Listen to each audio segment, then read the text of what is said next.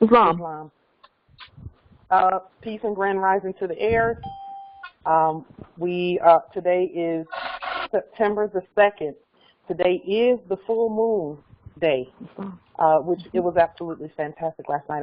Hopefully everyone got a chance to get out and get some moon energy.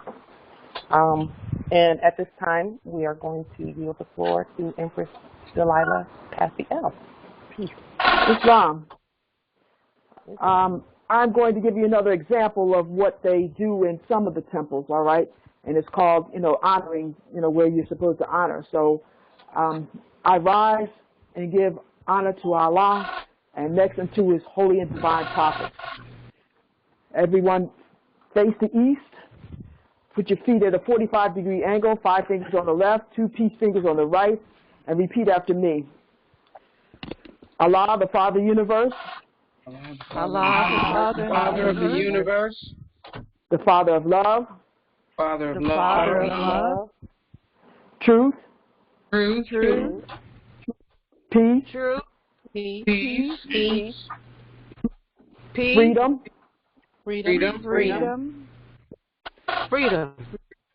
And justice. And justice. Allah is my protector. Allah is my protector. Allah is my protector. Allah is my protector. My guide. My guide. My guide. And my salvation. And my salvation.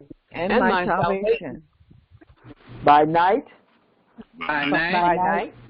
By night. By night. And by day. And by day.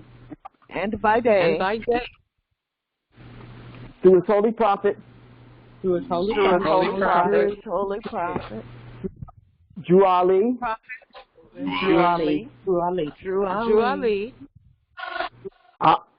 Amen. Amen. Amen. Salvation, Islam. Salvation, Allah, unity. The Moorish Holy Temple of Science, the divine Constitution and bylaws. Act 1. The Grand Sheikh and the Chairman of the Moorish Science Temple of America, or Moorish Holy Temple of Science, is empowered to make law and enforce laws with the assistance of the Prophet and the Grand Body of the Moorish Science Temple of America, or Moorish Holy Temple of Science.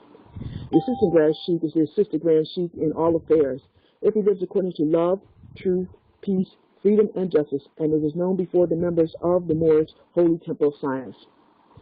Act 2. All meetings are to be opened and closed promptly according to the Circle 7 and love, truth, peace, freedom, and justice. Friday is our holy day of rest, because on a Friday the first man was formed in flesh, and on a Friday the first man departed out of flesh, and ascended into his Father God Allah. For that cause, Friday is the holy day for all Muslims all over the world. Act 3. Love, truth, peace, freedom, and justice must be proclaimed and practiced by all members of the Moorish Holy Temple of Science, Moorish Science Temple of America. No member is to put in danger or to accuse falsely his brother or sister on any occasion at all that may harm his brother or sister, because Allah is love. Act 4. All members must preserve these holy and divine laws, and all members must obey the laws of the government. Because by being a Moorish American, you are a part and parcel of the said government and must live the life accordingly. Act 5. This organization of the Moorish Holy Temple of Science is not to cause any confusion or to overthrow the laws and constitution of the said government, but to obey hereby. Act 6. With us, all members must proclaim their nationality, and we are teaching our people their nationality and divine creed, that they may know that they are a part and parcel of this said government, and know that they are not Negroes, colored folks, black people, or Ethiopians, because these names were given to slaves by slaveholders in 1779 and lasted until 1865 during the time of slavery. But this is a new era of time now, and all men now must proclaim their free national name to be recognized by the nation in which they live and the government and the nation by the government in which they live and the nations of the world. That is why Allah ordained Noble Drew Ali. That is why the great God Allah ordained Noble Drew Ali, the prophet, to redeem his people from their sinful ways. The Moorish Americans are the descendants of the ancient Moabites, whom inhabited the northwestern and southwestern shores of Africa. Act 7. All members must promptly attend their meetings and become a part and parcel of the uplifting of the Moorish Holy Temple of Science, Moorish Science Temple of America. Members must pay their dues and keep in line with the necessities of the Moorish Holy Temple of Science, Moorish Science Temple of America. Then you are entitled to the name of faithful. Husband, you must support your wife and children. Wife, you must obey husband and take care of your children and look after the duties. Look after the duties of your household. Look after the duties of your household. Sons and daughters must obey father and mother and be industrious and become a part of the uplifting of fallen humanity. Sons and daughters must obey father and mother and be industrious and become a part of the uplifting of fallen humanity. All Moorish Americans must keep their hearts and minds pure with love and their bodies clean with water. This divine covenant is from your holy prophet, Noble Drew Ali, through the guidance of his Father God Allah. Islam. Moorish Science Temple of America, Home Office, 3603 Indiana Avenue, Noble Drew Ali, founder, Chicago, Illinois, January 18th, 1929. To be proclaimed in every meeting. Dear brother, Islam, I am glad to know that I have a few faithful Moors among you all, and I desire for them to know the truth and the divine truth. There is a host of jealousy about me and the movement now by the same people of our side of the nation that claim it was only a joke and unreal. But now, since they have found out from the government officials and the nations of the earth that this is the only sole foundation that all Asiatics must depend upon for their earthly salvation as an American citizen. They are working every scheme that they can to disqualify me so that they themselves may take charge of the situation. I have notified you all long ago in the past. It is through the faithful Moors that contribute to the movement and uplifting funds, the ones that pay their due respect to me, the prophet, and the movement will be recognized. That is why I am calling upon all faithful Moors to increase their faithfulness to me, your prophet, and your divine Moorish movement. I need finance, and I need it bad. Never before have I needed finance as badly as I do at present, that I may shove aside the discord that is facing the nation. It all comes through jealousy because of my quote-unquote fame and nobility. The nations of the world will not recognize the movement without me, the prophet, being the head. It has been proven by my work in which I have performed in the last few months, because I was at the inauguration of the governor's inauguration to represent the Moorish Divine and National Movement, and I will be at the inauguration of President Hoover for the same cause, Noble Drew Ali. Islam. Bloom? Bloom?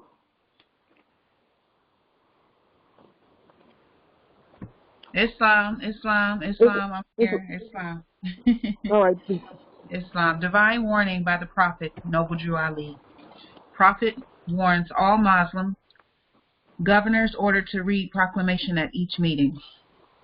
I hereby inform all members that they must end all radical agitating speeches while at work, in their homes, or on the streets. We are for peace and not destruction. Stop flashing your cards at Europeans. It causes confusion. Remember, your card is for your salvation. Failure to obey these orders will be a severe consequence. We are love, truth, peace, freedom, and justice. And when these principles are violated, justice must then take its course. Any member or group of members who hold malicious feelings toward the temple or the prophet or violate the divine covenant of the Moorish movement will receive their reward from Allah for their unjust deeds. All true Moors will and must obey the law and as laid down to them by their prophet. If they lose confidence in their prophet, they should turn in their card and button, cease wearing their turban and fez, and return to the state where I, the prophet, found you. This is a holy and divine movement founded by the Prophet Noble Drew Ali, and if the prophet is not right, the temple is not right. The prophet, therefore, is sending out the divine plea to all Moorish Americans that they do their part in protecting their prophet and the temple. This is an everlasting movement founded by the prophet through the will of Allah to redeem his people from their sinful ways, by order of Prophet Noble Drew Ali. Islam. Islam. Chapter 25, A Holy Covenant of the Asiatic Nation. Ye are the children one father provided for by his care, and the breast of one mother have given you suck. Let the bonds of affection therefore unite thee with thy brothers, that peace and happiness may dwell in thy father's house. And when ye separate in the world, remember the relation that bindeth you to love and unity, and prefer not a stranger before thine own blood. If thy brother is in adversity, assist him. If thy sister is in trouble, forsake her not.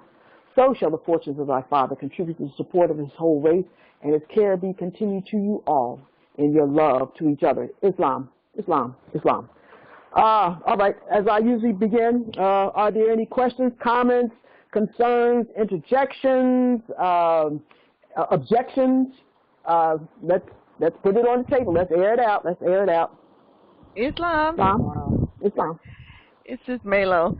And I have to say this, and you have to bear with me here, and know that this is the first time that I actually did the position for the Moorish prayer.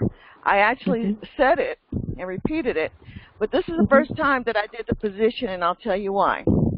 There is a group that I'm a member of now, and it's called the Moorish Science, the Mystery Explained. Excuse me. And they had this posted, and for me, I have to do things. I have to know why I'm doing them. Okay. And you probably said it before, but I might have missed that. But I'm going to read this. This is not real long, but it says, "Standing facing the east. East represents spirit, and it means to go within. When you face the east, you are allowing the energy or spirit to guide you to go within yourself. Hold up 5 on the left hand. The left hand represents the west, the soul, and it means without. Without is your character, the essence of who you are, which is a reflection of the Father and the light. Love, truth, peace, freedom, and justice are the sons of Allah. Your eyes, your light, and spirit guides, they are on your left hand. Hold up 2 fingers on the right hand. The right hand represents the east, the spirit man, and it means within. Within is the seed of Allah unfolding in you. Unfolding means maturing, growing, developing, reaching for the sky. Wisdom and will are on the right hand, and they are Allah, Mother and Father. Heels together at 45 degrees. And this was difficult for me, but I did that. A 45-degree angle creates a triangle or a vertex. When standing at a 45-degree angle, you are setting your compass, the north, south, east, west, spirit, soul, mind, body, towards the triune, the Godhead, the apex, the top, the Trinity, the wisdom, and the will and love of Allah. Said your compass is set to draw circles that is light around our passions or emotions and desires or thoughts to keep them in the bounds of righteousness. Allah, the Father of the universe, the Father of love, truth, peace, freedom, and justice, Allah is my protector, my guide, and my salvation by night and by day through his holy prophet, you Ali. Amen. Allah is the Father of love, truth, peace, freedom, and justice, which would make these sons our brothers. Brothers on the left, parents on the right. Metaphysical meaning of salvation. Salvation, the restitution of man to his spiritual birthright, remaining conscious possession of his God-given attributes. It comes as a result of redemption, the change from sin to righteousness. By night and by day means in my ignorance and in my understanding. Islam, I yield. Islam, thank you so much. Hey, you're doing, scholar, wow. Put a star beside her name, put a star beside her name, put a star beside Laylo's name, star. Put that star there, scholar. Thank you for sharing that. That's beautiful. And Scholar. May I ask where that came from? Yeah, it's one of the groups I'm a member of now, and it's from the Moorish Science Mystery Explained. It's one of the Facebook groups. Yes, and I've been enjoying myself on this in this group. A lot of great stuff there, a lot of great things there, and that was one. And I just wanted to share it with everyone because it had an impact on me. I didn't write that. That's something that I got from there. So, Islam. Doesn't matter. It's what you brought from your heart. It's from your heart. You wanted to share it from your heart. So that's the point, you know. Clearing, bringing that science, more science to the table, you know. That's what we're about. Islam. Thank you. I like that the two on the left are wisdom and will. Wisdom and will. That's profound. Yes, extremely profound. Because in order for us to even exercise our will competently, we have to have wisdom to do it. Islam, that's beautiful. Very beautiful. And the parents are on the right as well. Yes. That's beautiful. Beautiful. Thank you for sharing that, Empress. Islam. All right. Can we get a copy of that? Yeah, the parents are the wisdom and will on the right. Yeah, the two on the right. Yes, Islam. Brother Turk wants a copy of it. Oh, okay. I'll email it to you, Noble. Islam. Can you email it to me as well, Empress? Sure, I will. I will do that.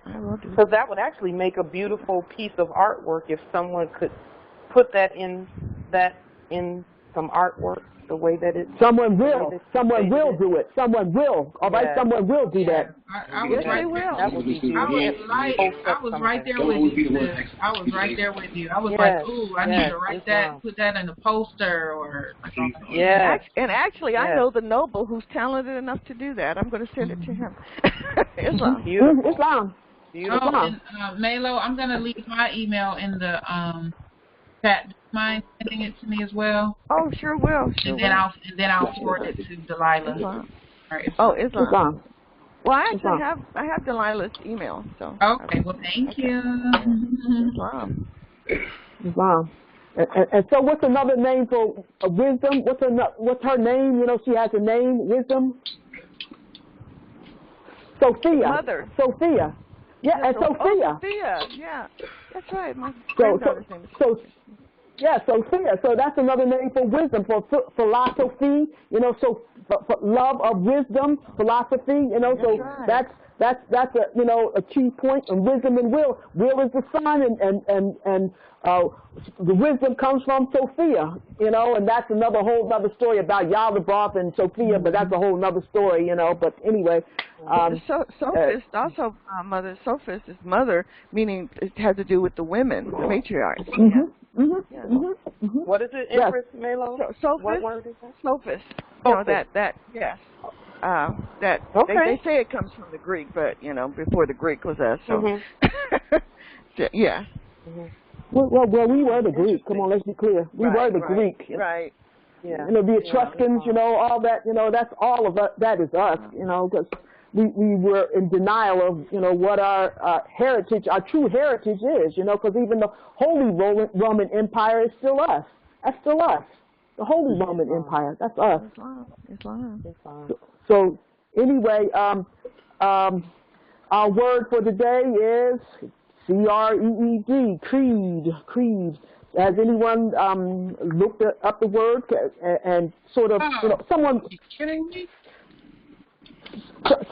Someone want to read creed from Black's Law Dictionary so we can start breaking it down, all right, a little bit, because like that's what the prophet said. He wanted to teach our people their nationality and divine creed. But let's just focus on creed, because let's get back to what creed is. Has anyone, Brother Turk, you got it? Brother Turk, you got it? Yeah, it's right here, C-R-E-E-D, creed. Yes.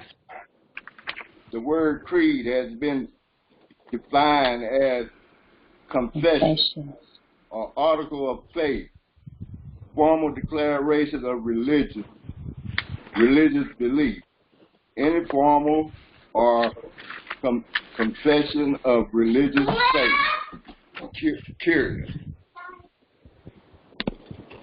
And a system of religious belief. Conning versus Winnenfield, 177. Cheers. Okay. Good job. Okay. Good job. I hope y'all got that. I had a little interruption. Okay. It's all good. Okay. That's all I have for creed. All right. So let's go over creed. All right. So, what is our faith? What is our faith? And as we went over it last week with regard to, I had Bloom read what is Islam, and then in the breakdown of the 100 ones, what is our religion? It says what? What does it say? Can anybody say? Number 17. Islamism. Islamism. And so, what are we saying? Islamism is I, self-law, am master in science and math. Yes. So we're practicing that piece of us, the mastering ourselves in science and math. Next week my question will be, what is science? Next week I want to throw into what is science and what does it do. Next week, that's what I want to focus on, because we got to get to the science, because we're calling ourselves more scientists, and we're practicing more science. I want to get down to breaking what science, the word science is. Let's get down to but next week. I don't want to go any further than that, but let's get back to creed. All right. So anybody else want to share something else with regard to their confession of their faith? Anybody else? Islam. Are you? Islam. I grew up in Christianity, and they had us we took classes called catechism classes. And yes. In the catechism classes, they taught us to memorize the Apostles' Creed. And the first sentence of the Apostles' Creed, of course, it is the antithesis of what we know today. But the first sentence of the Apostles' Creed is, I believe in God the Father, creator of heaven and earth. And we know that it's just the opposite of that. It is God the Mother, creator of heaven and earth. We know that. They call it the Apostles' Creed instead of the creed of Christians, period, because they know that that's not the truth. And that the original Christianity was worship of the true God, which is the heirs. We created them. But they couldn't teach us that. They had to teach it to us in the way that hypothecation happens. And so our creed, I do know that we have things that we memorize as our creed. And I think, there does need to be more emphasis just overall on that part, on that piece, Islam. Yes. Islam. And I had shared with you earlier, we've been warred upon, which is, like you demonstrated the other day, it's confusion, all right? And so I looked up the word confusion, and it means mixed, where do I have it? mixed systems, I think it is. That's what it is. Mixed system. Oh, let me get to it. Well, Empress, while you're looking that up, may I interject something about that word? Yes. Okay. You know what? We are the etymologists because we love etymology. I absolutely love that because when you look at the word, con means against, and fusion means put together. Uh-huh. Mm-hmm. So confusion means to divide, to keep us from fusing together. And fusion is actually a chemical word. As opposed to gluing something together, when you fuse it together, that means that the chemicals change form. Hello? And when the chemicals change form, they become one and they're inseparable. Yeah, so I'm still on a call on the computer. Okay. Yeah. So confusion is just that. That's what war is their attempt to keep us from chemically fusing together because they know we're one. Everyone knows we're one. And so any place that connection can be interrupted, there has been attempts to interrupt that connection. Right, because that creates disorder. The heart connection between us. The heart connection between us. So, and I'll talk some more about that heart connection between us and attempts to stop that from happening. But it's kind of like when we as archers, because the Sagittarius part of us is the archer, when we shoot that arrow and it hits the target, the confusion part comes when someone runs up to the target and they attempt to pull the arrow out and say that the arrow didn't hit the target when it's already too late. You can't unhit a target.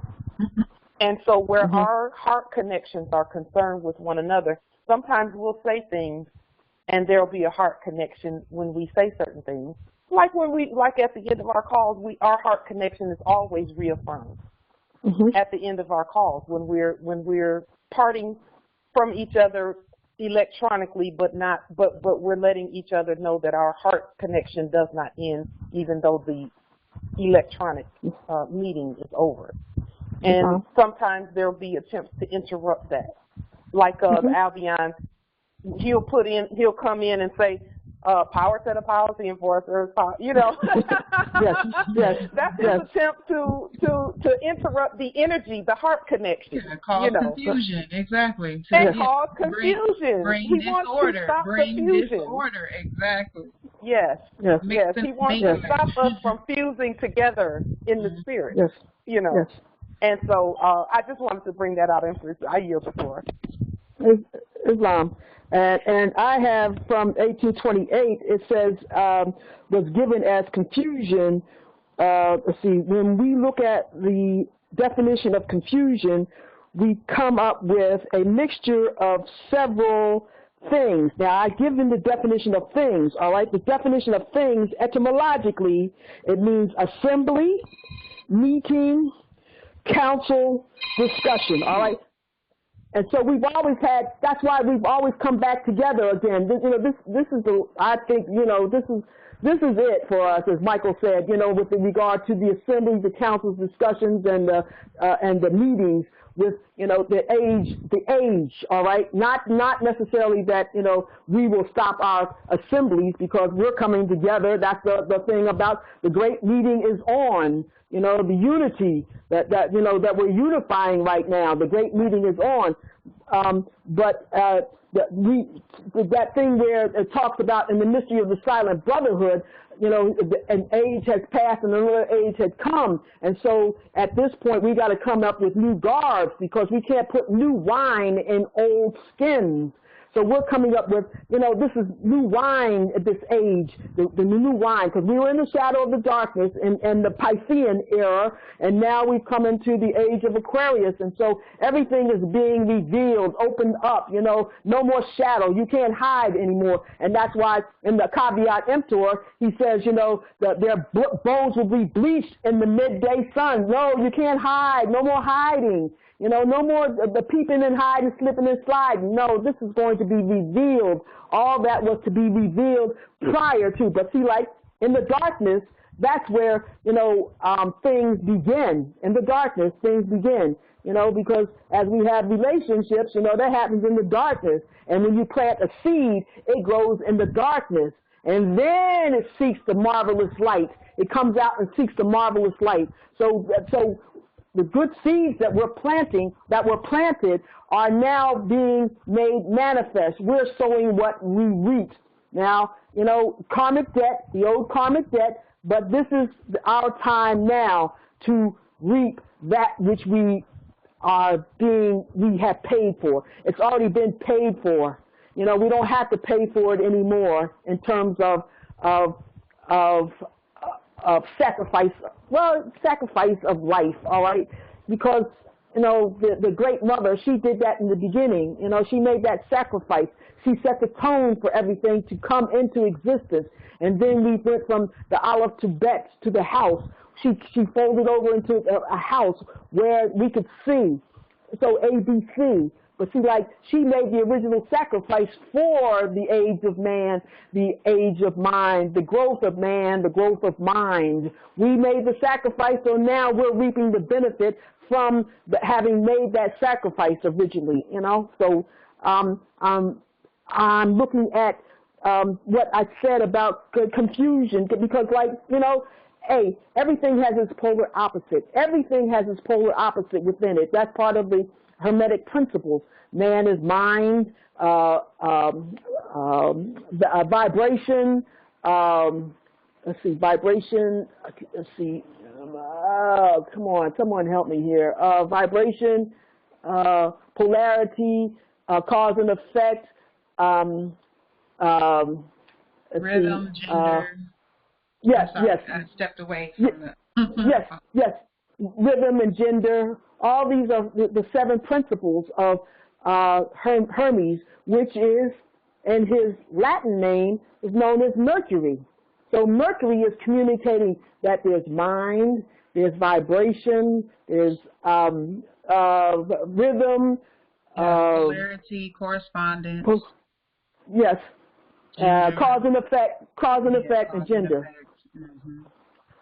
But that's the message that Jehuti, or better known as Toph, better known as Mercury, better known as Hermes, is communicating to us right now. That's our communication. So understand those principles, and if you can meet your higher self and your lower self. You can meet the lower self, because the lower self is just a child that's in us, and keeps on being that devilish thing that keeps on showing itself.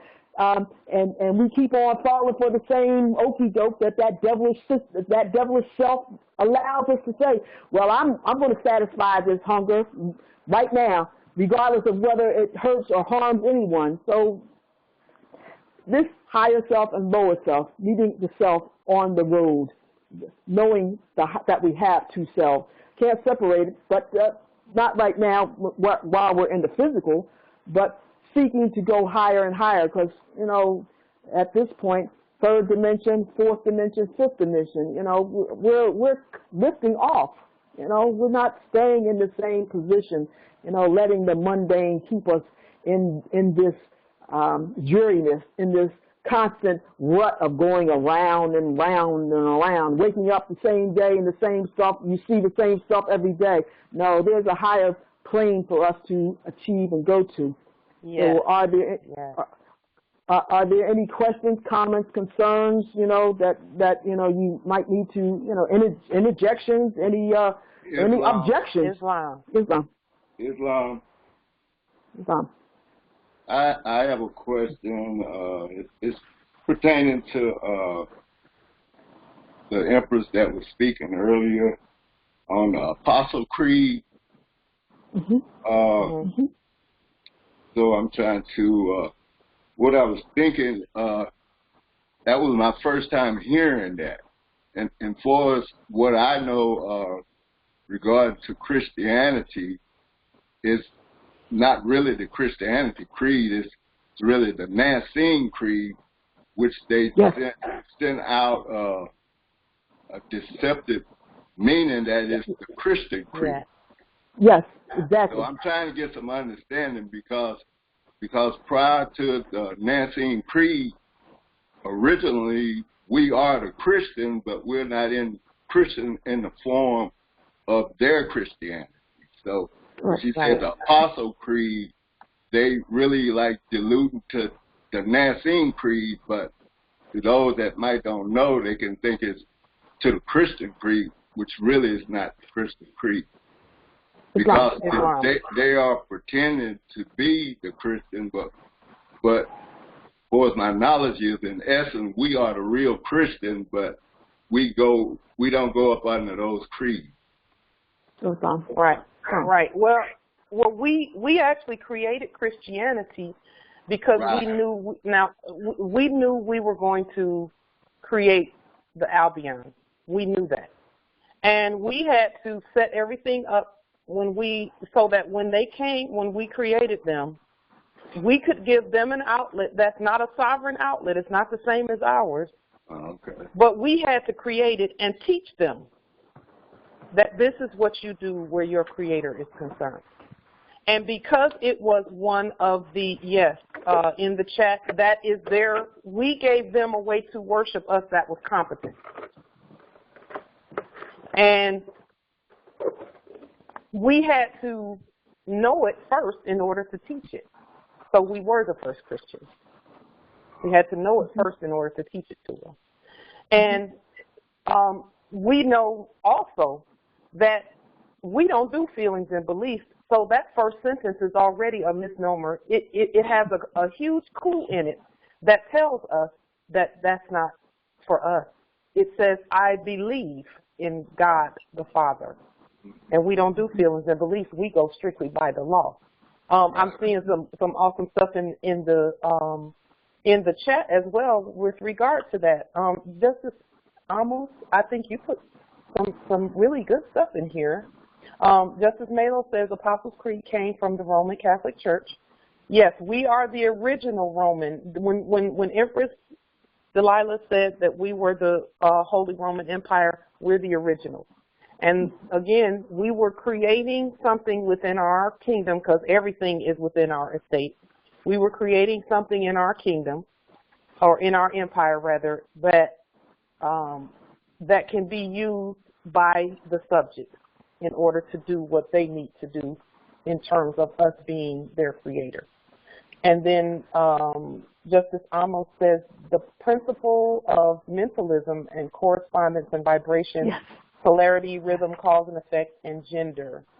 Yes, that was what Empress Empress Delilah was discussing. Islam. Thank you. Why can't my brother or my son speak up? I want to hear their voices. The only one that I know clearly is Brother Turk. I know him, but I don't know none of my other sons and brothers. Come on, y'all. What's wrong with y'all? Speak up. You know, you got voices. I don't like to put people on the spot, but I'm gonna. I yield. Go ahead, May I come back off of what Empress Light was just saying there? If over the my solar return day, I decided to check out, some of these Jews' prayers, and you know how the Jews do their prayers, and Muslims, they do their prayers and all that stuff. I translated some of what they were saying, because they speak it in their language. But if you take the time out to actually listen to their praises and their prayers, they're actually talking to us. They're actually praising us, like the Empress just put in the chat room about how we gave them the creed so they can properly worship us. So that's basically what they're doing in their little covenants and whatnot. Even though they may not be aware of it, well, yeah, they are aware of it because they got, the Mother Mary in the background, and we all know what they do behind closed doors. Yes. That's Justice Amos that was just speaking. Thank you. Thank you for speaking up. I appreciate you. I love you. I appreciate you. A little bit more next time. Next time I want a little more. Islam. But it's all good. Islam. Very wide. Islam. So, as Brother Taj has told you what it is, it's called the Niceno-Constantinopolitan Creed. That's what this stuff that's they call Christianity. It's called the Niceno-Constantinopolitan Creed. It's not Christianity because you can look it up in the dictionary. Niceno-Constantinopolitan Creed. That's what they call Christianity. All right, because Christ. The Christ energy, the Christ, in us, the pineal gland, the being anointed, that's another thing, the anointing, because we are the anointed. But I'm going to share something else based on the Aquarian gospel of Jesus the Christ. They didn't call themselves Christians when Yeshua was on the land. They called themselves Christines. Christines, not Christians, but Christines. But it's still part of that anointing, going out and sharing the word, taking it to the four corners of the world to all nations, And then I'm going to share something. I'm going to share something else with you. I know this Jewish prayer for the wine. Baruch atah Adonai Eloheinu melech olam boifei agufan. I learned that from, being around these Ashkenazis, He taught me that. I used to wear mezuzah when I was younger, too. I used to wear my little mezuzah and my little, all these other things. I used to have the thing that you put on the door, all kinds of stuff. I was just following, whatever the moment was at that point, but Baruch atah Adonai Eloheinu melech olam boifei agufan. Yeah, I think that's how it goes. But anyway, the point of the matter is the creed, the creed, what we're talking about, and then in the Black's Law Dictionary, when it talks about Christian, it says anybody that faith that Jesus Christ created. No, because he was out amongst the people. He didn't call it that. Yeshua did not call it that. And then it says it excludes Mohammedans, Jews, infidels, and pagans. So, pagans are just people who understand the land, the world, the nature, who understand nature's law and nature's God. That's the pagans. And infidels, that's something else. I don't have anything for that right now, but, infidels, it's in here, it's in the Black's Law Dictionary, a definition of infidels, but we're the Mohammedans because we practice the faith of Islam, and we utilize as our book of faith the Quran, which is a book of the Mohammedan faith that contains both ecclesiastical and secular laws in it, all right? Islam, Empress, with regard to the difference between a Christian and a Christine, that's powerful actually, because the suffix ine means having the nature of. So that would make sense that they would call them the Christines. That's a nationality piece, just so that we all are clear about that. Calling them Christine means that they were naturalized after the Christ. That means they were in their proper status. Islam. But calling them Christian, IAN, now that's a something of a different nature right there. That's not the same. That's not having the nature of Christ. That's hypothecating Christ. Oh, yes. Go ahead, Miss Scientist. Okay, that's hypothecating. Yes. IAN. I'm looking right here in the IAN. Okay, we're all adults here. There are no children here, is there? Okay. I'm not going to be too, but I'm going to read it straight out the dictionary. IAN. Check this out. Calling yourself a Christian, it comes from the Latin I-A-N-U-S, which is Ionus, and it stems from anus, A-N-U-S. Okay, and it says reptilian. That sounds about right. Okay. Yes. So that means you know, that's not what you don't really want to be that, do you? We don't really want to be that. You know. No, so Christine is absolutely a properly naturalized subject of the Christ. Islam. So Islam. I yield. So like I said, I got that from the Aquarian Gospel of Jesus the Christ, you know, and that's where, you know, the prophet took out part of that and placed it in the Holy Quran. You know, part of that is in the Holy Quran because he divinely prepared it he got it from two places, unto thee I grant, and the Aquarian Gospel, you know, of Jesus the Christ. And then if you go to the mysteries of the Silent Brotherhood, you'll see even more of, you know, like Anna, she was Jesus's grandmother. She was Mary's mother, you know, but as we know, these are terms of action or states of being. So when you look up Anna or Yeshua or Jesus or Mary in the Metaphysical Bible Dictionary, those are states of being or signs of action, you know, states of action. So, you know, that's what we're raising ourselves up from, you know, our lower self to our higher self, to the metaphysical, which is the science of being, and it deals with the ultimate reality. And that's where we're climbing, you know, because like third dimension, you know, we need to climb a little higher than third dimension. We need to be a little higher than third or fourth, really fifth dimension, you know. We really should be at those dimensions now. But anyway, are there any questions, comments, concerns, interjections, or objections? Have we explained it? Islam, I yield. Islam, I have a definition for infidel from the Black's Law Dictionary. Thank you.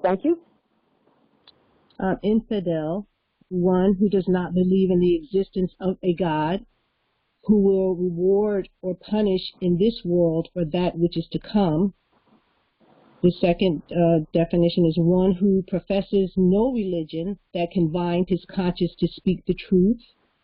And the other is one who does not recognize the inspiration or obligation of the Holy Scriptures or generally recognized features of the Christian religion, Islam. Thank you. But see, it says binds us to truth. And what are our 5 principles? Love, truth, peace, freedom, and justice. You know, if you're not bound to truth, then what are you? You know, where are we going with this? It's about love, truth, peace, freedom, and justice. Those are our principles of action. But, you know, we're about truth because, you know, in math, X should always equal truth. You're trying to get to the truth, the unknown factor. There's some unknown factors we need to get to the truth. X must always equal truth. You know, we start out with maxims, which are self-evident truths, all right? But they're self-evident. And then we go from there to work out, you know, the system of being a scientist, a Moorish scientist, one who knows how to moor or navigate the plains, navigate the waters that we are in right now, or on or in. Because, you know, I'm talking about the waters in your brain, all right? In between, you know, your two temples, there's water on your brain. You know, there's water. There's a liquid there, you know, and it flows down your spine, you know, the spinal fluid, that's what they call it, and then it comes back up again, you know, that kind of stuff. So, and we're 80% water. I'm just going to just say that we're 80% water. So we're in waters. We're navigating else through our blood, through our spinal fluids, through whatever endocrine systems there are, ductless systems, you know, that there are. We're navigating through that, you know. So Islam, I yield. Any questions, comments, concerns? And we are in water, even our atmosphere. You got to recognize that water is the most powerful because it goes from solid to gas to liquid so even in the in the environment we're in water, like we literally are surrounded by water, everywhere, within and without. So Islam. Islam. And if you were to breathe against a glass, a window pane, you see condensation, water coming from, you breathing on a window pane, so there's water. We're navigating else through this, this mortal flesh, this carnal flesh. And as I always say, carnal flesh to divine flesh, flesh divine. So are there any more? Thank you, sis. Thank you so much for your erudition, because this is about science of being a Moor. So thank you so much. I appreciate you. I love you, All right? Islam. Islam. We also have to remember, too, as we're discussing creed, that we're the original Nicene Council, but we are the one that was in all lowercase letters, and we issued, that was when we were putting things out so that the Albions could worship competently. And then all the fake Nicene Council did was hypothecate and capitalize the document. So even when I referred to the Apostles' Creed, they put the word apostle in with a capital A.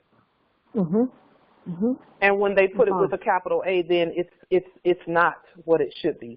When we created the Albions, we gave them a patriarchal head, because they're not from the mother. So we had to give them a head, but it was a patriarchal one, which is subservient to the matriarchal head in nature. So that we are the original Nicene Council in all lowercase letters, and then they did what they've done with everything, put a commercial overlay, a corporate commercial overlay over everything that we did, and they re-released everything that we did using capital letters and changing the meaning of it. And all we're doing now is reclaiming everything that was ours, because, again, everything is ours anyway. And all we're doing is decapitalizing everything that they capitalized, and we're bringing it back to its original meaning that our ancestors meant for it to be. Islam. Islam. And they also remove. Go ahead, Brother Turk. No, I'm just glad she said that. I'm glad I asked that question earlier. It's about our knowledge. Islam. Thank you. Islam, I have a question, though. Islam? This is Melo. I'm sorry. Go ahead. Islam? Ayo, go ahead. Thank you, Melo. This is Empress Cynthia Anbay. The question is, what does that mean that they didn't come from the mother? Islam. They're not the direct descendant. They're not the direct descendant of the royal bloodline. No. They were created by us. Okay. Yeah. So thank you, Justice Turk. That is correct. And also, they were not created in the womb of the matriarch. Okay. And hold on for a minute, because there's a little bit of feedback coming from somewhere. I believe, Empress Cynthia, I think there's some feedback coming from your line. So I think there's some feedback coming from your line. Okay. Yeah, it was like an echo or something. But what that means is that they were not created in the womb, even though, now remember, the matriarch, us, everything comes from us. Okay, but there's a clarification that happens when we talk about them. When we talk about them, they were not naturally created in our wombs. We created them outside of the womb. And that is why they had to have a different head as they did what they did with the commerce and as they moved about. But even their head answers to us. So they were not created in these wombs. We gave them something, a separate place to come from. To come from, but we did the science in order to spark that. We did the science in order to spark that in a laboratory, in our laboratory, our natural laboratory. Yes. Yes. Yeah. Yes. I yield. All right, and then I want to look. The question. Does it answer the question? Yes, thank you very much. Islam. Islam. I wanted to say too. I wanted to say real quickly also. The Circle 7 does say that one mother has given them suck, has given us all suck. That's correct. We even still take care of them. So I wanted to clarify that as well. When giving them suck does not mean they came out of our wombs. It means that we take care of them. But we take care of everyone because the entire estate emanates from the mother. Islam. I yield. Islam. This is Melo, and I'm. Oh. Go ahead. You know, and I enjoy and I'm listening to everything, and I'm continuing, and I have to get to a point where I know that I know, and it's nothing is based on belief, because remember I said you don't believe anything but consider everything. I still am not convinced yet that Albions don't have a soul. Okay, that is something that the ancestors are going to have to show me, and I know there's things given to you at specific times and for a reason, and I hear a lot of things, and I've done a lot of reading and research, but I'm still not convinced of that yet. Okay, so I have to, you know, I'm just stating that. That's just for me. And I could be out there by myself, the only one at this point who is a Moor who feels that way. I don't say anything to them otherwise or anything like that, or to anyone else, but it's just something that for me I have to have. It's I know you said and we created them, so they have a beginning and an end. It's still, and you say that they imitate us, okay? But that divine, you're talking about that divinity. I keep going back to they amalgamated with us, okay? They blended in, you know, over these thousands, 10,000s of years, okay? Thousands of years. They've done that with us. So they have us within them, and we have them within us. Okay, because you have all of that, you know, that ONA. Okay, we have ONA, not DNA, but they have all of that genetics that is within there, and I comprehend fully the going through the bloodline through the mother. Okay, I comprehend that part, but as far as that, it's just something that I'm going to have to be convinced of that, and that's not something that anybody else can do for me by telling me. Okay, I'm just putting that up, just letting you know that I have to get to that point. Islam. Go ahead, Justice. Yeah, maybe I can get helped out on this. When she was asking that question, the only thing that I could think about by them being created by us, and what form that they may have a soul is when God created us from the dust, we didn't become a living soul until we receive that holy breath. So, so by them, even though we created them, could it be the holy breath is they breathing it? Or do I have that in the right perspective? So can anyone enlighten? I would love to say a little bit about that if you'll allow me to. Yes. So whenever we're having questions like that, the first thing we always do is go and look up the word to see what it really means, because we know we've been given some anthropomorphic, childlike definitions of things that they're not the real definitions. When you look up the word soul, S-O-U-L, okay? Yes. It means something. I'll just read what the unabridged dictionary says. I usually go down to the last definition. It says the spirit of a dead person, thought of as separate from the body and leading an existence of its own. Leading an existence of its own. Now, it does say the spirit of a dead person because this book was written by Albion, but even when you look up dead, that still means, for us, it means eternal or spiritual, because we never die, okay? And so when it says leading an existence of its own, our creation can never lead an existence of its own. That's what sovereignty is. They're not sovereign, so they can't lead an existence of their own. They have to do everything through us.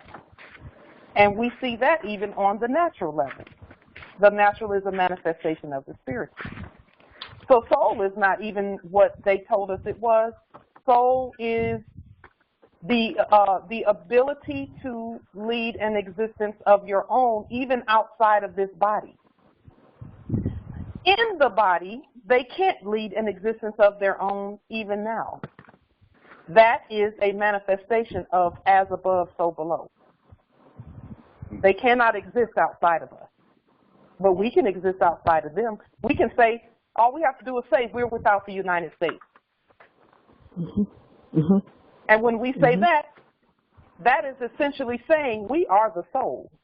And we can exist on our own. You cannot. One mother hath given us all stuff, okay? We're that mother that even feeds them even in our sleep by signing things. And that's why when we raise from the dead, the denationalized state, raising from the dead, they cannot raise from the dead unless we say they can raise from the dead. But if we don't say it, they can't do it. That's not existing of your own. That's them existing through us. And so soul, again, which was the initial issue, is the soul. Look the word up. See what it means. Investigate it. Look at alternate spellings of soul. Another spelling of the word soul is S-O-L. And that means what? Sun. Yes. It means sun. And if you look up even a third spelling of the word soul, which we have never heard, no, I haven't. I don't know about anybody else, but I never heard this before. I didn't even know it was a word until I started doing the etymology and just looking into the word soul. It's S-O-A-L. Mm-hmm. Okay? That is actually their version of a soul. And their version of a soul, the meaning is dirty pool. Dirty pool, like a pool, a gene pool. Mm-hmm. Mm-hmm. Dirty pool. And that, how do I know it's their version? Because it's the British dialect. And British is has a capital B. That means it's hypothecated by the Europeans. It's their version of what a soul is. But they can only tell their story. They can't tell our story. And with that, I yield. Okay, Islam. Now, you should know that I'm an English major, so I have looked up those words and studied, but even before now here, doing the times and everything, okay? So, but that, and I get that as far as, and I know that as above, so below. I get that as far as how we're saying toward the Albions here, okay? But when you think about creation, okay, and we are sovereign here, and we're eternal, okay, we don't die. You have we call them, they say they're Albions, but the yogis.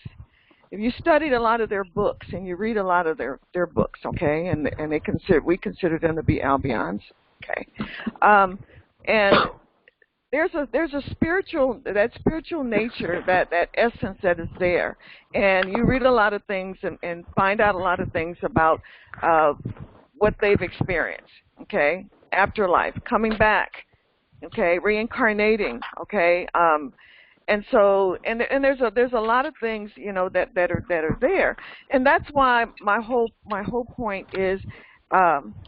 I don't look at it just from my perspective when I research and I look at everything. I consider everything. I look at it from their perspective also. Okay, and in some ways you have to think: is that a words of war? Okay, we say confusion, but is that words of war when we tell them you have a beginning and an end? This is all there is for you. You will never return again. You will not reincarnate. You are not immortal. You don't have a soul. So I'm just put, because I have this way, the thing with me, and I know other people do. You have to empathize. Think in terms of if it was shoe were they only on the other foot. Now that's what they tried to tell us all those years, okay, and say about us, okay. And I'm not saying that that's not, you guys maybe have more of that knowledge where it's been revealed to you, but and like I said, I'm not a young person, okay. I've gone and evolved and transitioned through a lot of different things, but the ancestors have not shown that to me, that the Albions, those folks who do not have, we say they don't have our same bloodline, but they are through our bloodline. We're all mixed together. They just don't have that bloodline through the matriarch, through the mother, okay? So I'm still looking at it in terms of, and I've defined those words, I've looked at it, and I've sought the ancestors on this, okay? And I'm still waiting. Like I said, there may be a time later on, and so I will table this. I'm not going to debate it. I'm just saying that it's something that has to be revealed to me, like a lot of things have. Okay. Yeah. Islam. Islam. May I? Man knows not by being told, and even so, even if we tell and tell and tell, it still has to be revealed. You're absolutely right about that. You're absolutely right, and it's not even a debate issue. We don't have to debate the science of it. We don't have to debate how you feel about it, because you're sovereign, so you can feel however you feel about that, and we have to live with that. You know what I'm saying? Because you're sovereign, we can't tell you how to feel about that. When we look at the science of it, the mixing of the blood, our blood is always going to be more dominant, so it's always going to negate any other corruption. And they are trained to say what they say. And as long as we gave them sovereign office on our land, and yogis that's a sovereign office too.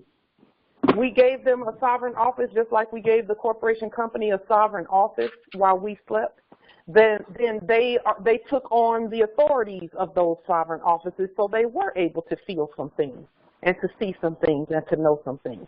But then when we come back and we're awake now and we take back that authority, they don't have that anymore. There's only so high they can go even with their metaphysical things. But we can't deny that they felt some things because we gave them a sovereign office and they're able to feel some things. And when we talk about the soul and all of that, again, the programming says that those are mean words. But those are actually words of peace when we tell them that they have a beginning and an end, because now when we say that, that means that they know their God has awakened and knows. And they can find peace in the fact that they don't have to try to be somebody that they're not. Because the other nations of the earth know that they're not who they said they were. So we're bringing peace on earth when we cut out the confusion and say, no, that has a beginning and an end, and we are eternal. And at any time, we can bring them back and then put them back and bring them back. And we do that throughout the ages. We bring them back on the scene to be the contrast. And then when everything gets advanced, then we say, okay, this is your end until we decide otherwise. And with that, I yield. All right, so Islam, Islam, let me just interject here. All right, so there's three things that I want to share. All right, so there's a book called The Gnostic Scriptures by Bentley Layton. All right, and he talks about Sophia and Aldebaoth or Yaldabaoth. All right, and these are some of the scriptures that were removed from the Bible, the Biblio-Heliotext, all right? That's some of the scriptures. And there's the book of the Gospel of Thomas, the Gospel of Judas. There's the Gospel of Osiris. There's a Gospel of Mary. All these books were removed so that you could not trace back. But we can trace back because I'm sharing with you how you can find out who Sophia was and how her son Yaldabaoth and what he did and how he created that being, all right? And so I'm also going to go to chapter 48. It says, verse 7, therefore, we are returning the church and Christianity back to the European nations as it was prepared by their forefathers for their earthly salvation. While we, the Moorish Americans, are returning to Islam, which was founded by our forefathers for our earthly and divine salvation. So the prophet is telling you we have not only earthly salvation, we have divine salvation. And then there's another book called the other Bible, and the Apocrypha is in there, the Dead Sea Scrolls, the Missionary Wisdom text, Christian I said that, the Jewish Pseudepigrapha, the Kabbalah. All these were books that were included in the Biblioheliotheque, but they were removed so that you couldn't trace yourself back to where you once were before, you know, the mothers and fathers of civilization, all right? And so my third point is, and I'll yield at that to Amun, I'll yield at that, based on what Isabel Hickey, she defines on page 6, I believe it is, page 6, let me get to that. What she defines soul as being, all right, and what she defines personality as being. See, I think that's 6. She says that soul is the unit of evolution. Personality is the unit of incarnation.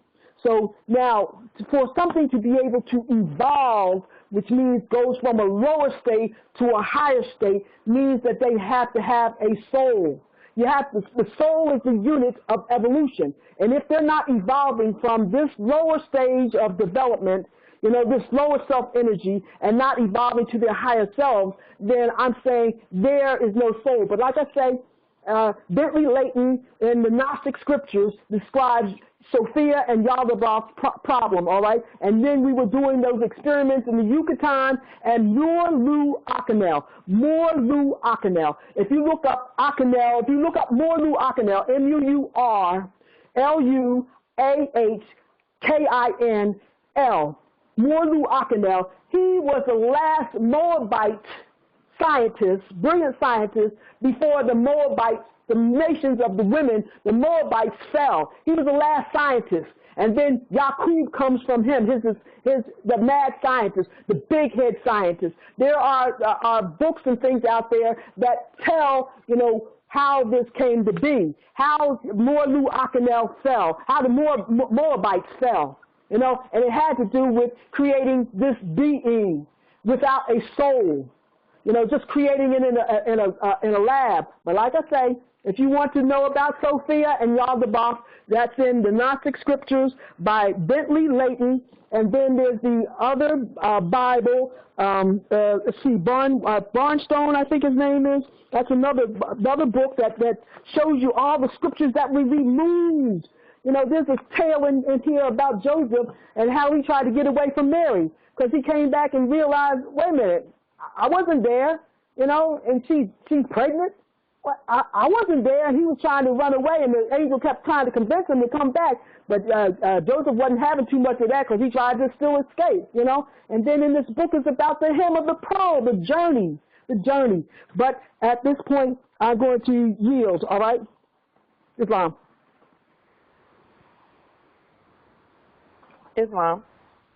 Amun, did he say Amun? Did he want to make a comment?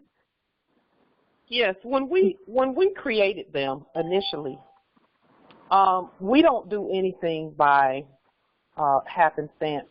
We created them, and when we created them, our other creations look around like, okay, you walk kind of sort of like God, but you're not really God. We know you're not God because we know spirit, and everything that we've done has always been done in a manner that proves who God really is. Everything that we've ever done. And so even when we created them and told them that, told them to just do what we do, we knew they were going to do it very well by the time we got through teaching them how to do it. We said, you're going to just do what you see us do. Okay.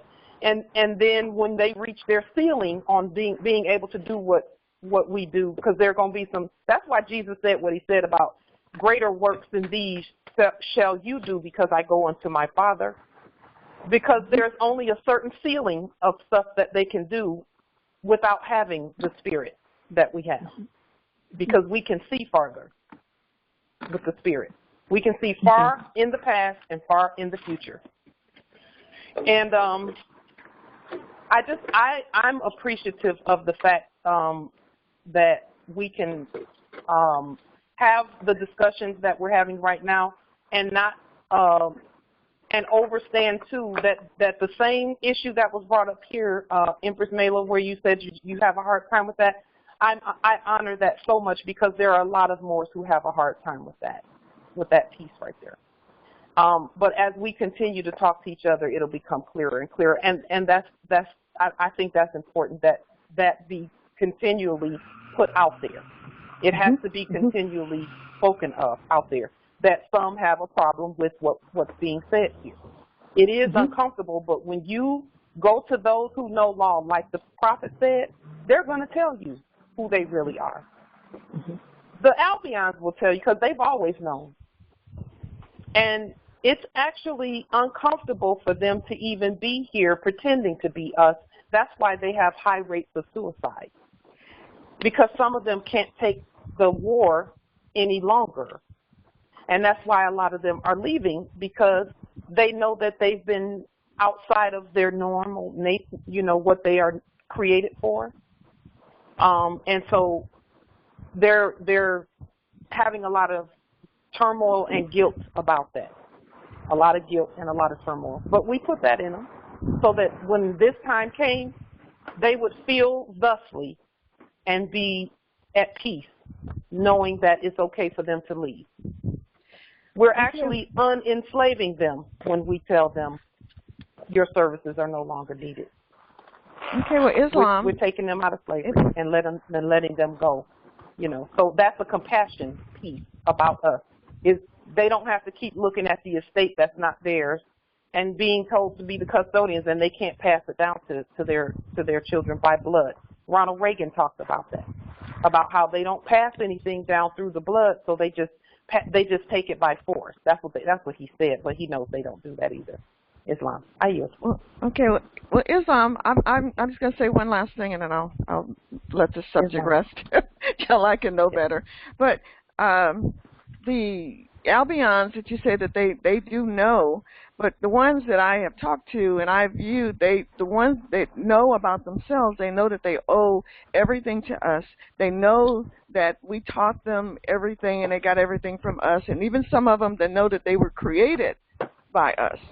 They still, I've yet to hear any of them say they don't have a soul and that they know that they're not eternal, they're not immortal. And my question is, though, what did Noble Drew Ali say on that subject? What you all know? What did he say? I just read chapter 48. Chapter 48. Okay. Yes. Okay. Yes. I'll go back. Verse 7 and 8. Mm-hmm. I'll go back and take a look at that. Islam.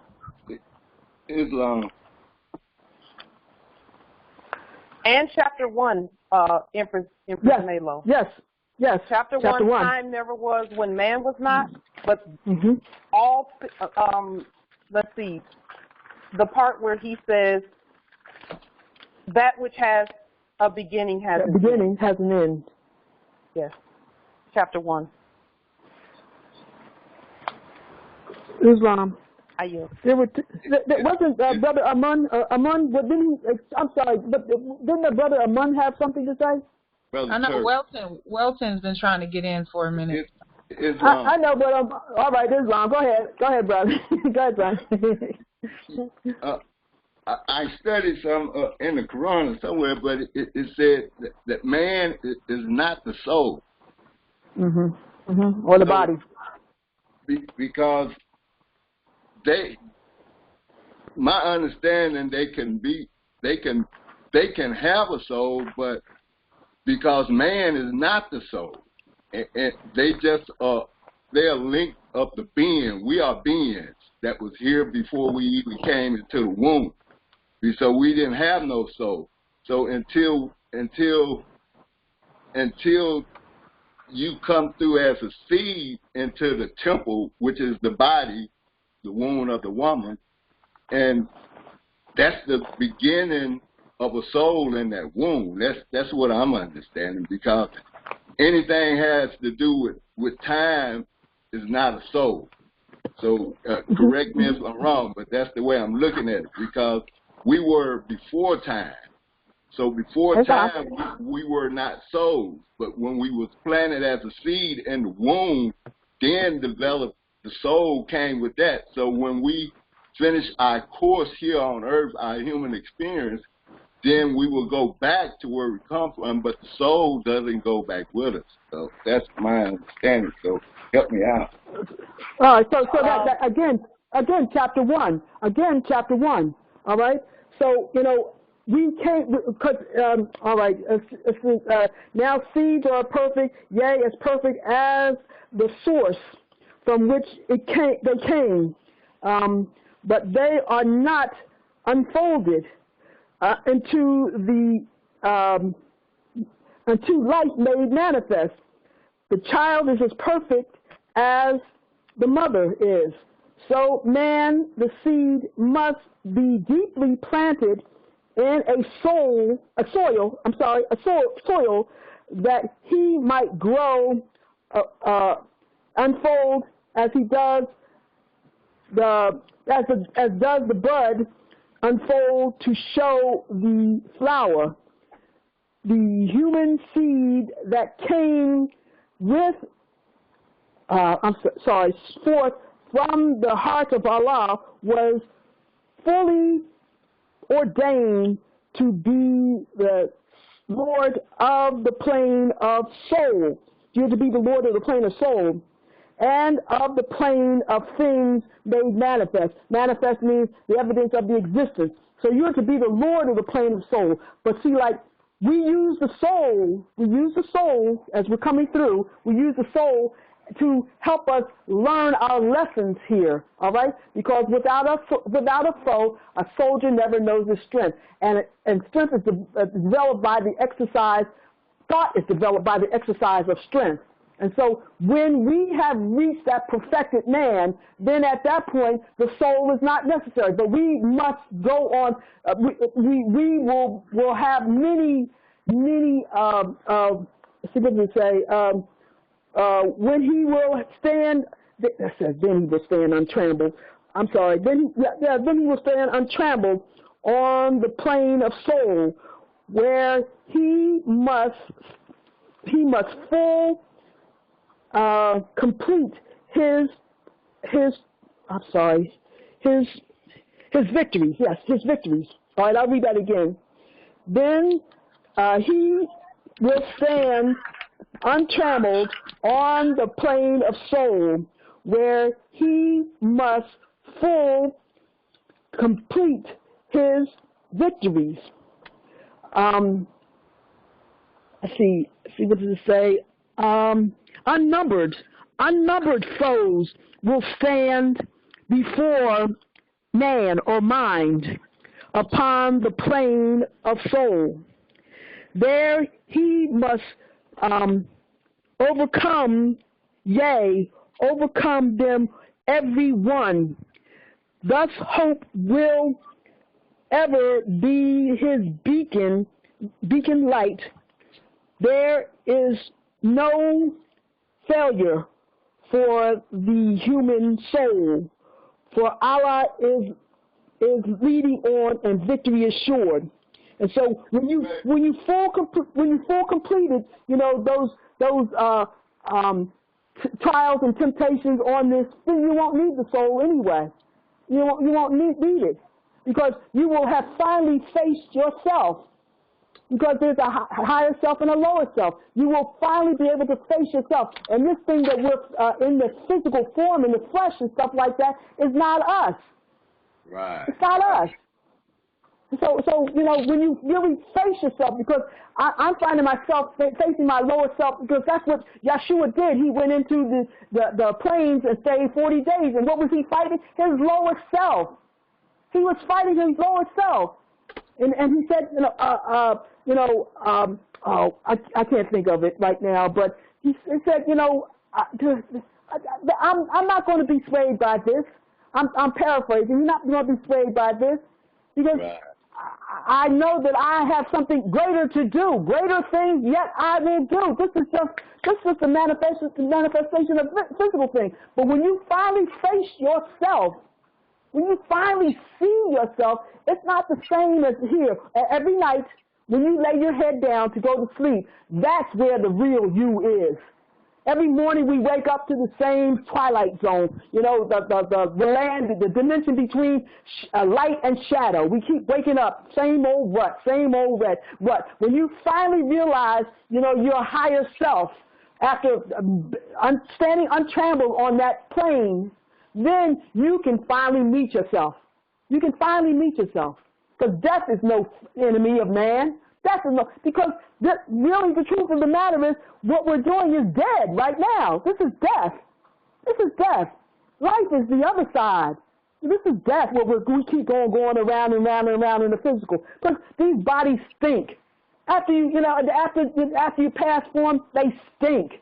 And there's nothing like that in the higher realms. There's nothing like that. But meeting yourself on, and I guess one of the movies that describes it is the Dark Crystal, because as each time the skekis and the wise ones, you know, realized the energy wasn't necessary, they just disappeared, and they were heading towards the three suns.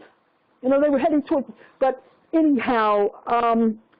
I wanted to try and get into, you know, the rest of our journey with the 101 questionnaire. I did want to do that, but I'm going to ask: are there any questions, any comments, concerns, Islam, you know, interjections? Islam. Yes, Islam. I have an interjection. This is Michelle, Virginia Territory. I have two definitions that I would like to add for the word soul. And I'm reading from the Webster's New World Dictionary, the 3rd College edition. And it is a noun, but the two that I wanted to, can you all hear me okay? Yes. Can you hear me? Okay, good. The two specific definitions that I wanted to read is, one, the person who leads or dominates. And the other one is the embodiment, the personification, the very soul of kindness. And we describe two different, I mean, the personalities are different in the nature. And so I felt that it indicated that in the definition here, and I just wanted to share that. Islam, I yield. Islam. And then one more confirmation that the prophet knows, you know, chapter 38, Holy Instructions from the Holy Prophet, the Soul of Man. I mean, I've read it, because, like, study, and when you have studied well, you ask me what next to study, I say study yourself. So the soul of man, and then the chapter on know thyself. That's chapter 36. But 38 talks about the soul of man. And, you know, realizing what the soul of man is, it's mind-boggling, but yet it's uplifting, because I know that what is and what is about to come and what is being is more than this physical carnal thing can comprehend. But once you meet yourself, you know, your higher self, it changes, and you become one with Allah. That's the whole point, you know. And it says victory is assured because Allah is leading on. So become one with Allah, or all law, Allah, you know. So chapter 38, if you know, for further studies about the soul of man, and if you want to do a discourse on that, I can share that with you from what I've been learning by going to the temple. I can share that, and then know thyself, because that's what the whole thing is, knowing yourself. Know yourself. I, self, law, and master. You're here to master self. So you know yourself. Islam, I yield. Islam. Also, Empress Melo, this is a beautiful topic, because even as we talk about the topic, and this is why what we say is so important, even as we're talking about this topic, we're casting spells and breaking spells and affirming who we really are. Islam. When we talk about the soul and what it really means, we're affirming our own self. And what we taught the Albions to do is mimic us. And if you'll watch, even over the next few weeks and months, they're going to start saying exactly the same things that we're saying. These things that we're saying right now, they're going to be saying them and mimicking them as this transition concludes, because we're coming to the conclusion of the transition. And they're going to be saying what we say along the way, because they're mimicked. Just like the other day, well, anyway, that's it's proof that they're going to be saying what we say, but they're not us. And so when we hear them repeat back to us things that are metaphysical and things that are eternal, we have to know that, yes, that it's that they're just repeating what they heard. They're not. They don't live forever. There's no, that kind of thing. That's what they put in Christianity, that when they die, they go to heaven and they live forever and all of that. That is a hypothecation of what we are. We were the soul and the spirit before we got here. And when we were the soul and the spirit, even then, we said, okay, let us go down and do this and that and make man in our image, etc. Let's go down and manifest some things and put some things together so that we can evolve and make ourselves even better. And then when we leave, we go back and say, hey, did you do everything you said you were going to do down there, God? And we're like, yeah, it all got done. Everything got done. Everything we went down here to do, we did it. We rose from the dead. We did all of that. We were denationalized as dead, and now we're alive, and we live forevermore. So I love this conversation. I love conversations like this. To some, it might seem like a debate, but we're just affirming. We're casting spells. We're breaking spells. We're talking ourselves through our awakening. Islam, we're affirming ourselves. We're affirming ourselves, and that's good for this topic. We're affirming who we are, but yet it's not. It's not as far as who they are. Okay, and I can promise you, they're not going to say ever that they don't have a soul. I can promise you that they're never going to say that. Even if what you say is true. I promise you, they're never going to say that, and they're going to speak other things. Because the truth come up, but that is something that they are probably never ever going to say. And they'll say it. It's already been said. It's already been said. It's already been said in the Gnostic scriptures. Mother, they've never said that they don't have a soul. They themselves. No, it's in here. No, they you're saying man, well, they think man is them, okay? So this is what I'm saying. So they think man is them. So that's what I'm talking about. Everything is up for is actually interpretation. And when we interpret things and we look at stuff, we also look at from our frame of reference, from our perspective, from our teaching, from our learning, from our creed, from all of those things. So so like I said, that's where all of this is coming from, and I know. And so all of you that you know that part of it, more power to you. You know that part of it. All of this, I've learned so much throughout the time. That one thing right there. All right. We're gonna get it. What I know about myself, I know I'm eternal. I know I'm immortal. I know that's for me. Yes. But for me to say that about another living being, that is something I haven't got to the point yet. So that's what I'm saying. That's the only thing that I'm saying. Okay. We can do the science on this. We're going to do the science on this. You know, we're going to break down this so you can see how we can trace ourselves back through the ages, and thus we know. Masterminds can trace themselves, and you know, like I say, you know, if you're ready and willing to do the scholarship, I'm demonstrating the books where this stuff is in there, and they're confessing that they don't.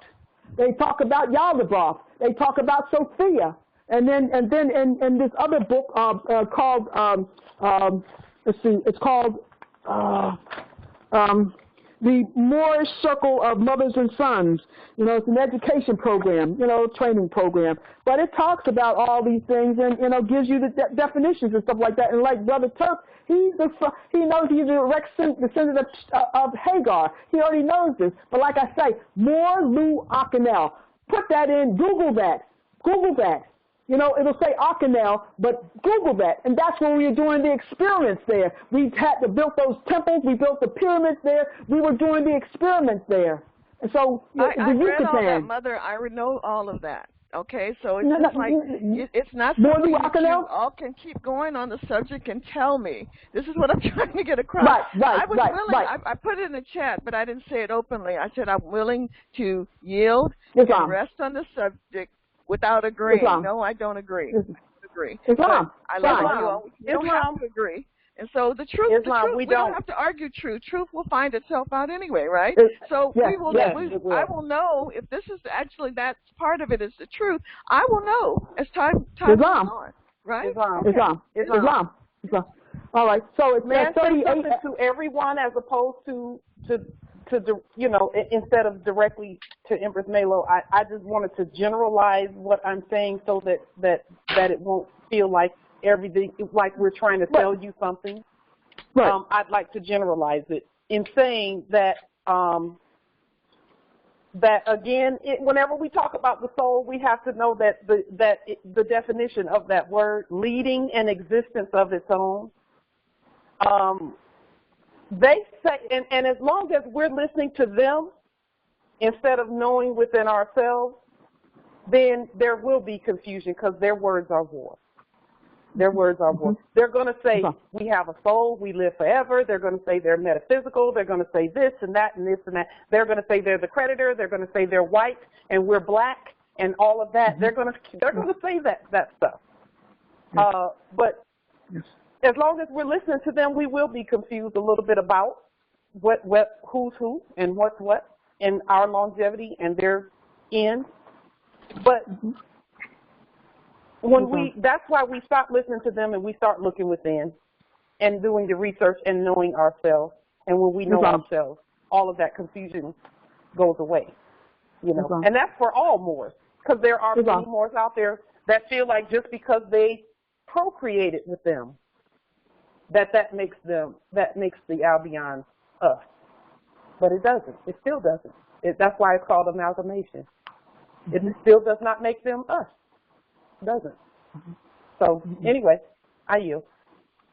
All right, so it's 39 after the hour, I believe, or 41 after the hour. So got 4 more minutes, and I want to keep in line with the structure that I've established in terms of going through the 101, because I still have not read and shared with you the additional laws as well as our authority on the back of the Circle 7. On the back of the 101s. So I did want to do that, but let me just do 38 through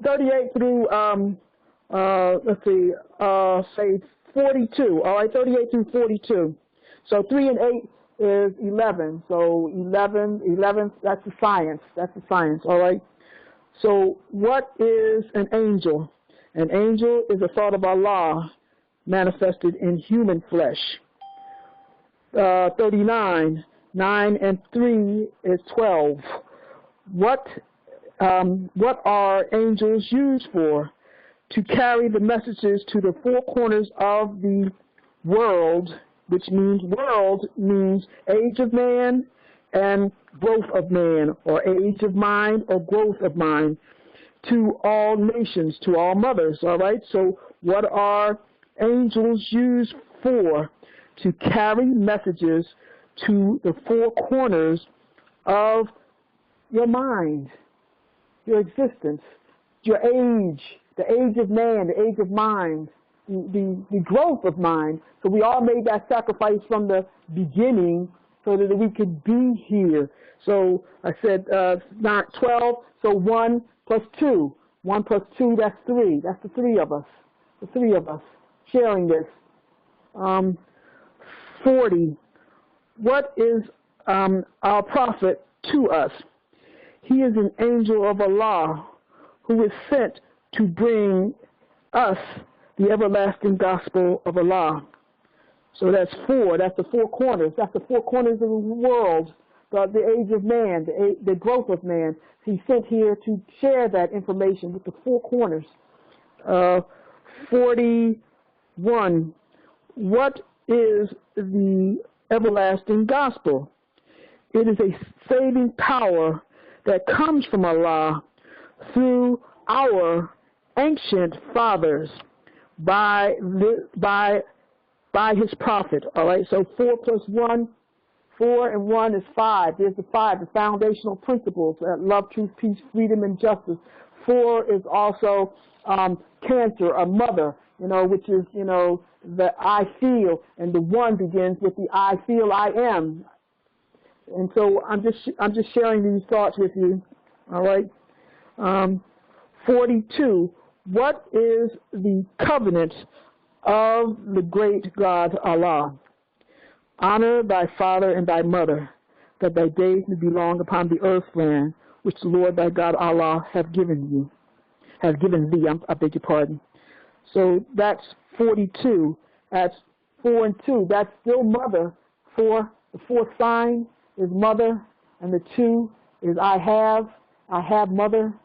So I have, our 4 mothers and 4 fathers. That's what it's saying. Honor thy mother and thy father, that thy days may be long upon the earth land, which the Lord thy God Allah have given you. I think, what time is it? Because I'm trying to make sure. Yes. Oh, it's 44. It's 44 after. So yes. This last one, 43. That's 7. At what age did Jesus begin to teach? At the age of 12. So 4 and 3 is 7. So the 7 principles. So he had the 7 principles. He already had the 7 knowledge, the 7 liberal arts. He already had that information. So at this point, I yield because we have a session at 2 Eastern time. So I did want to, close it down, because when man honors man, he honors Allah. When man honors mind, he honors Allah. So I'm honoring the collective consciousness that is being made manifest throughout the land, to the heavens, through the universe, because he said it's a universal prophet, and his philosophy will be universal. So I just want to make this, known that we're going to honor as we are, because we are honorable. We are nobles on the land. We have title to this vast estate. Islam, I yield. Islam. Empress Michelle, is there a court action that you're putting in the chat? Islam,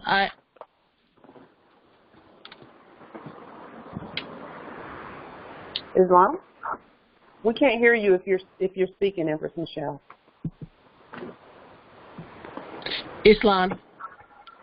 I don't have a court action scheduled, but Justin Welton requested my information. I don't know if he's just putting it in his logs. He requested my court information, so I just put it in the chat. Oh, I thought they said you was having a court action. No, I don't have anything scheduled today. Islam. All right. Islam. So you want to use these last 15 minutes for questions, comments, concerns, interjections, and objections? Because like Sister Melo, she objects. She's objecting. That's good. That's beautiful, because that's how we learn. We don't just go along to get along, you know. You bring your objections to the table. So as scientists, we can break this down, you know, because X must always equal truth. I love it. All right, so you want to do it a little bit more, or you want to end? Because I'm whichever way you want to float. We can go ahead and end. That will give the justices who are going to be attending the court action of Justice Sharon Morse Bay in about 13 minutes. It'll give them a little 2 to 3 minute respite. I just honor the honesty that goes on in these meetings. I honor that because we've been needing it. We want it. It needs to be here. That's the number I need. Yes, we need the truth so we can grow. Islam. Well, we wanted to attend her hearing today. So it's Michelle. It's Michelle? No, it's Empress Sharon Morse Bay has one in just a little while. The information is the call-in information is 978-990-5000. And the access code is 298268.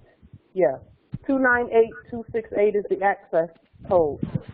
So the number is 978-990-5000. And the access code is 298268. And then the online ID is Sharon A. Morse Bay. And then Empress Melo has a court action tomorrow. Empress Melo, do you want to give that information so we can be sure to attend? Oh, yes. Tomorrow at 2 p.m. Eastern Standard Time. I'm going from memory because my number is 518-425-1624. Excuse me. Online ID, of course, is Melo Mrojo_L_Washita_Bay. Islam. 2 p.m. tomorrow, right? Eastern time? Right. Mine are always the same time. It never changes. All right.